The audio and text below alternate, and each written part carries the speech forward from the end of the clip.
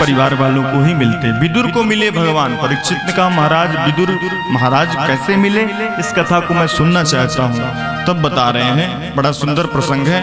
आइए हम सभी विदुर प्रसंग की ओर चलें। यदा तो राजा स्वसुतान साधुन पुषन् धर्मेण विनष्ट दृष्टिः भ्रातुर्यविष्ठस्य सुतान् विबन्धुं प्रवेश लाक्षा भवने ददाह। जिस समय जलाने का प्रयास कर रहे थे, विदुर जी महाराज धृतराष्ट्र के पास पहुंचे। बोले महाराज मैं एक मंत्री के नाते नहीं, मैं एक प्रजा के नाते आपसे निवेदन कर रहा हूँ। आपकी अंदर की आंखें तो फूटी हुई हैं, विनष्ट दृष्टि, और बाहर की आंखें तो फूटी हैं, अंदर की भी आंखें फूट गई हैं। ज्ञान विराग नयन उर्गारी, आंखें अंदर भी होती हैं बाहर भी होती हैं। तो जिसकी बाहर की फूटी हो तो अंदर से काम चलाए, लेकिन आपकी महाराज दोनों अंदर की भी फूट गई हैं।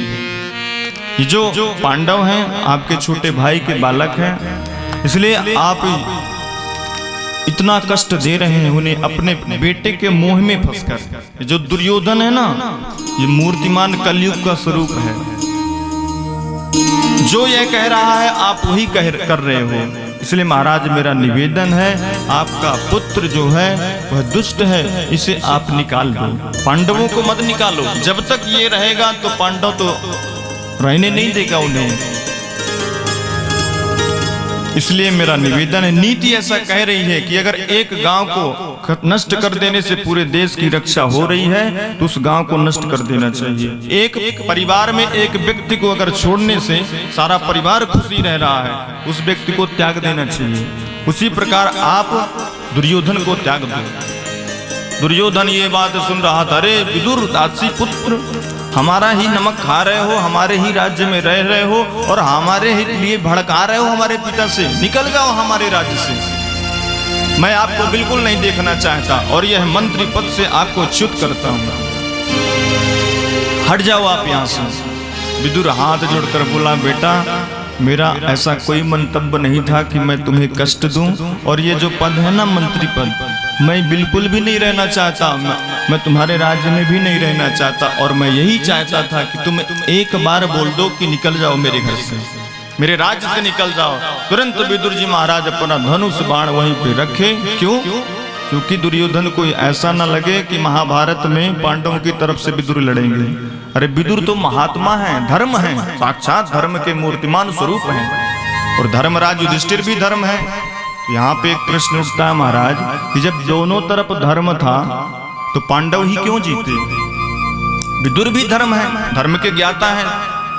इसमें अंतर ये हुआ कि जो युधिष्ठिर कहते हैं धर्मराज युधिष्ठिर, तो पांडव लोग आंख मूंद के वह काम कर लेते हैं। लेकिन आज अभी आप श्रवण कर रहे हैं, विदुर जो कहते हैं बिल्कुल नहीं मानते कोई बात उनकी। विदुर के धर्म की बात कोई सुनता ही नहीं, इसलिए कौरवों के तरफ का धर्म छोटा पड़ गया।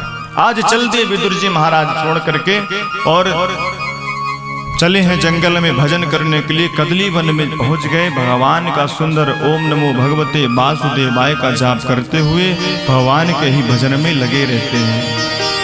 कालांतर में विदुर जी महाराज बड़े प्रसन्न चित्त से घर पहुंचे। विदुरानी ने कहा कि महाराज बड़े प्रसन्न लग रहे हो, क्या बात है? बोले सुना नहीं, हमारे गोविंद हस्तिनापुर आ रहे हैं शांति दूत बन करके। अच्छा, तब तो हम भी दर्शन करने चलेंगे, लेकिन आजकल आपका मंत्री पद तो रहा नहीं, तो आपको कैसे मिलने देंगे गोविंद से? बोले देवी तुम चिंता मत करो, हमारे गोविंद अपने भक्तों को ढूंढ लेते हैं, भक्त कहीं भी हो। हमारा प्रेम अगर अच्छा है तो गोविंद हमें अवश्य देखेंगे, अवश्य दर्शन देंगे। इसलिए मैं जा रहा हूँ, पांडवों के भाग्य को देखूं, क्या शांति दूत बन करके भगवान आ रहे हैं। कौरव लोग अगर देते हैं राज्य उन्हें तो ठीक है, नहीं फिर महाभारत का युद्ध होगा।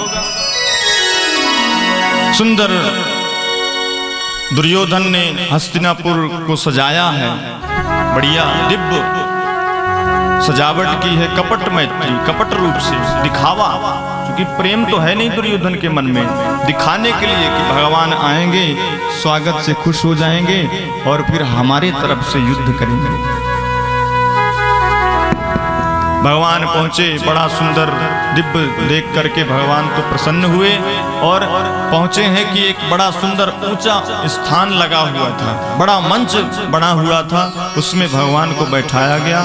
सभी कौरव, दुर्योधन आदि सभी उनका पूजन किए।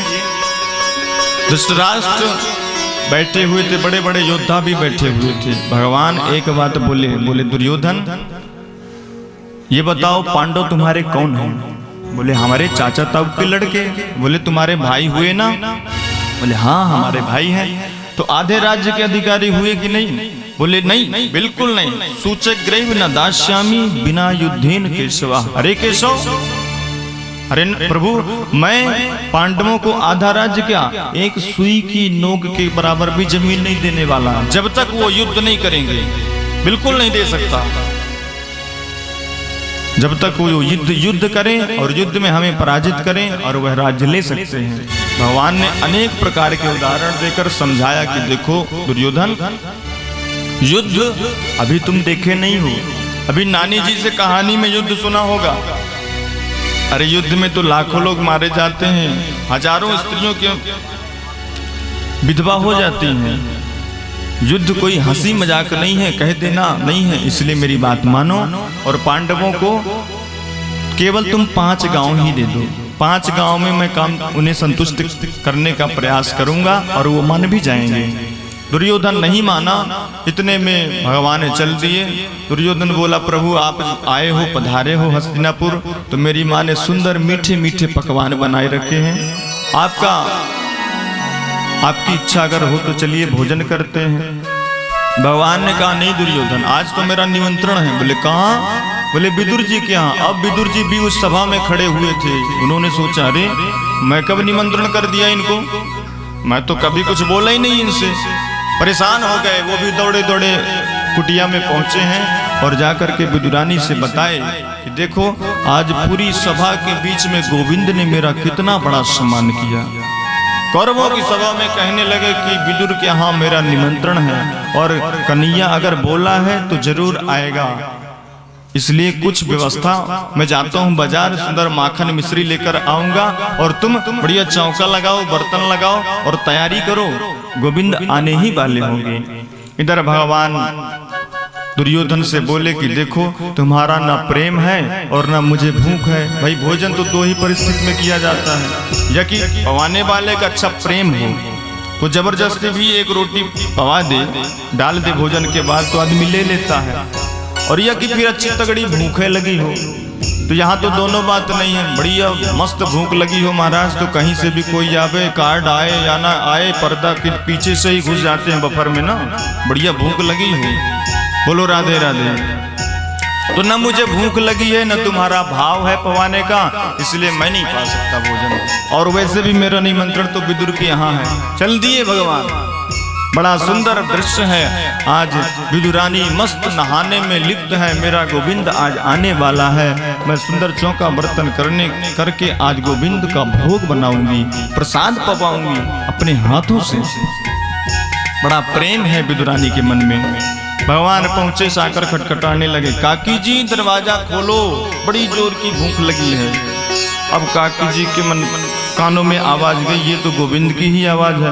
प्रेम में विह्वल हो गई, दौड़ने लगी, अंग का भान ही नहीं रहा कि कुछ वस्त्र पहनी है कि नहीं पहनी है। दरवाजे में पहुंच करके खोल दी दरवाजे।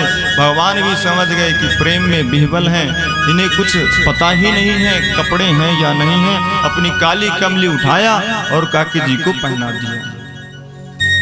काकी जी आई, वस्त्र बदली है, पहनी है और गोविंद को बैठाने लगी। गोविंद आओ ना, आंगन में बैठते हैं, आंगन में बैठो।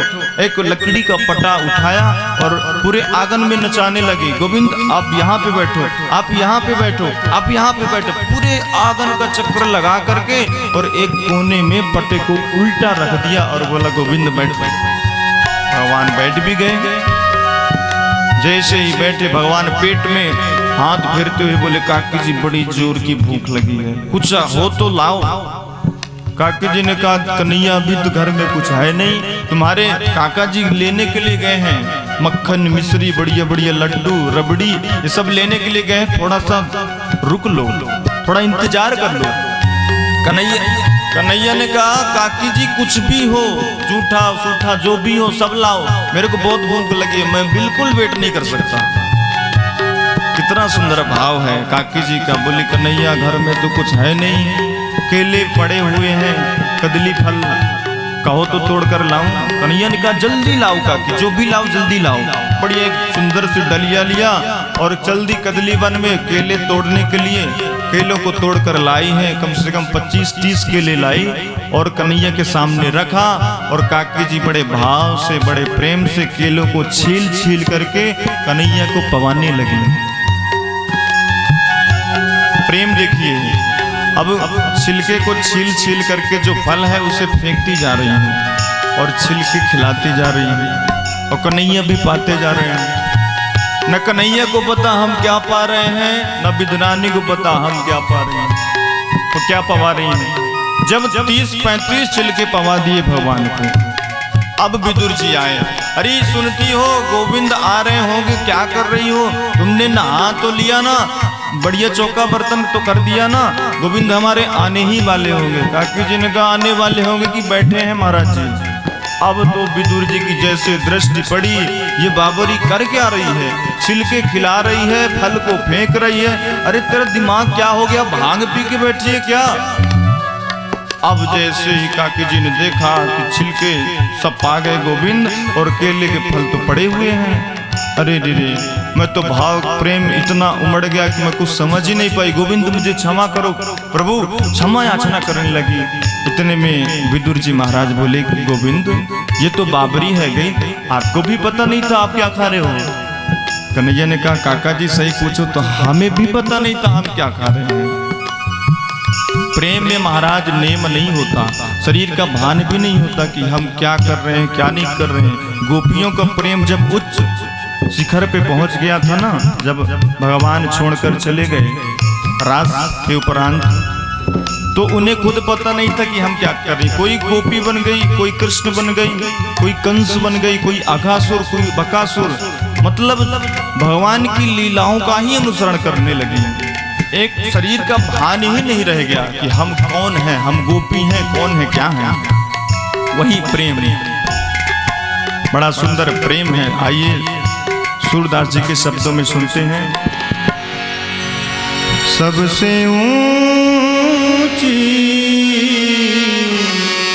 प्रेम सागर, सबसे ऊंची प्रेम सागर, सबसे ऊंची प्रेम सागर, सबसे ऊंची प्रेम सागर, सबसे ऊंची प्रेम सागर, सबसे ऊंची प्रेम सागर, सबसे ऊंची प्रेम सागर, सबसे ऊंची प्रेम सागर। दुर्योधन के मेवा त्यागे, दुर्योधन के मेवा त्यागे, दुर्योधन के मेवा त्यागे, दुर्योधन के मेवा त्यागे, साग विदुर घर खाई, सबसे ऊंची प्रेम सगाई, सबसे ऊंची प्रेम सगाई।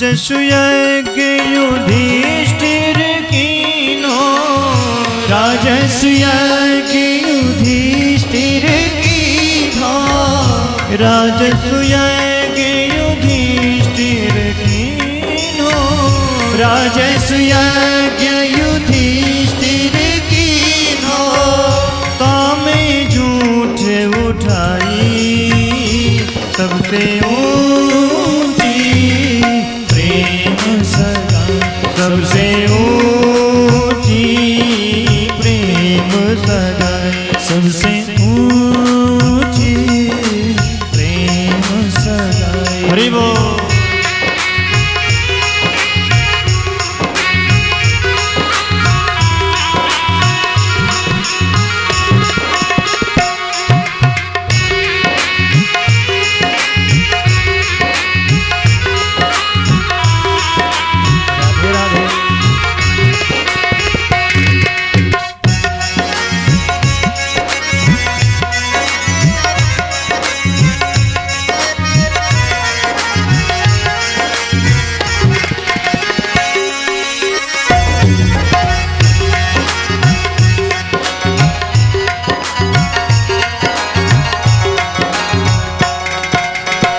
झूठे फल सबरी के खाए, झूठे फल सबरी के खाए, झूठे फल सबरी के खाए, झूठे फल सबरी के खाए, बहुविध स्वाद बताई सबसे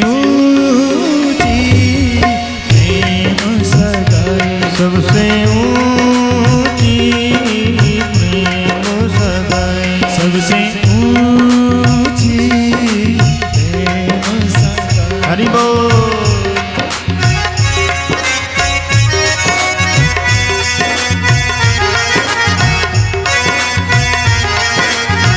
दोनों हाथ उठाकर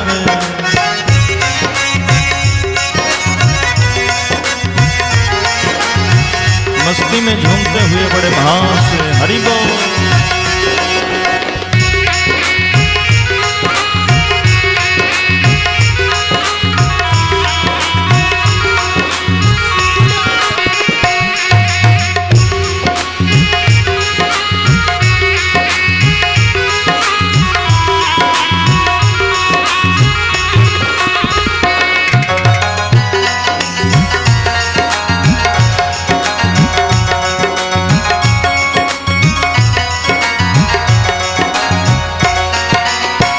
ऐसी प्रीत बड़ी वृंदावन, ऐसी प्रीत बनी वृंदावन, वृंदावन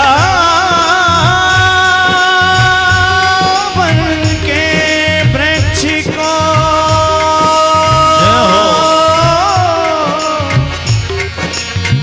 वृंदावन के वृक्ष को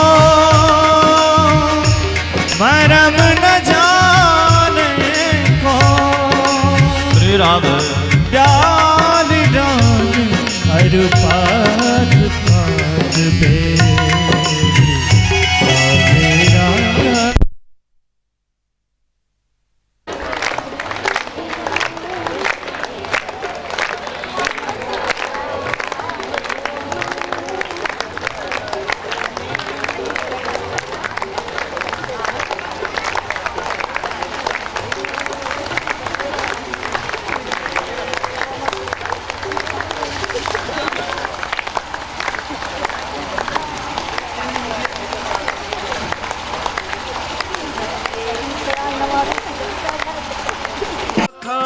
बोले श्री कृष्ण शरणं मम, आम्बोलिम्बुने जाम्बू बोले श्री कृष्ण शरणं मम।